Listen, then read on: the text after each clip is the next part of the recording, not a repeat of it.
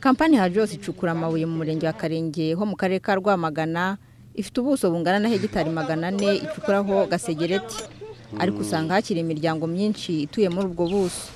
Iyi miryango yemeza ko gutura ahacukurwa amabuye bibangamiye ubuzima bwabo. Baracukura tukabyumva bivugira munsi y'amazu yacu, umuntu yayiryamiye nko kumanywa akumva bari munsi y'inzu.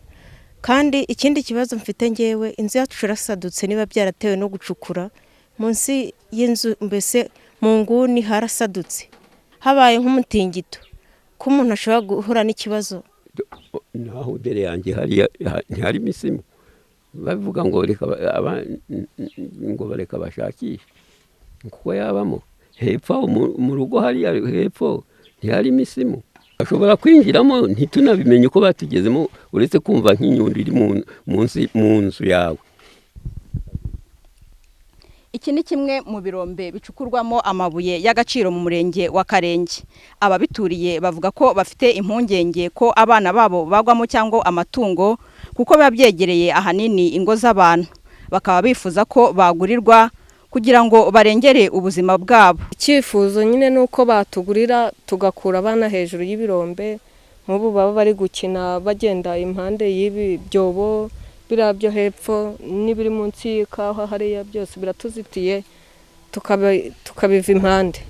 Nari mpagaze haruguru ndi kumwe n'abandi bana, nuko umuntu aradukanga ngo ahantu mu mwobo ndavunika, umwobo bacukuramo amabuye y'agaciro, nuko banjyana kwa muganga banshiramo ibyuma narakize, ariko usibye ko ntakize neza. Umukozi wa kampani ya twasanze hafi y'ahavugwa iki kibazo yavuze ko ubundi aho babonye amabuye y'agaciro bahimura abaturage. Gusa nanone ibyo usanga bamwe batabishira amakenga kuko hari aho ugisanga inzu z'abaturage zegereye ahari imyobo icukurwamo amabuye. Kagabo Joseph ushinzwe ubugenzuzi n'iyubahirizwa ry'amategeko mu bucukuzi bw'amabuye y'agaciro avuga ko iki kibazo bagiye kugikurikirana mu maguru mashya kuko nta wemerewe gukora ibikorwa by'ubucukuzi bw'amabuye y'agaciro ahantu hatuye abaturage. Mu mpera z'ukwezi rero ndateganya yuko icyo kibazo kizaba cyakemutse, ariko itegeko ribiteganya yuko nyiri uwahawe uruhushya atagomba gucukura ahantu hegereye abantu. Kuvuga ngo iyo abonye n'ayo mabuye ashobora kuba hari, amaze kumenya ingano yayo, amaze gukora mbese ubushakashatsi bwimbitse, yumvikana n'umuturage akaba ashobora kumwimura mbere y'uko acukura.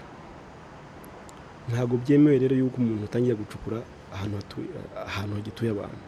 Itegeko ry'ubucukuzi rivuga ko ubucukuzi bw'amabuye y'agaciro bugomba gukorwa mu buryo butabangamiye ubuzima bw'abaturage cyangwa ibidukikije. Kandi nanone ngo iyo ucukura arangije gucukura asibanganya hacukuwe hagakorerwa ibindi bikorwa. Umukunzi Mediatrice Televiziyo y'u Rwanda.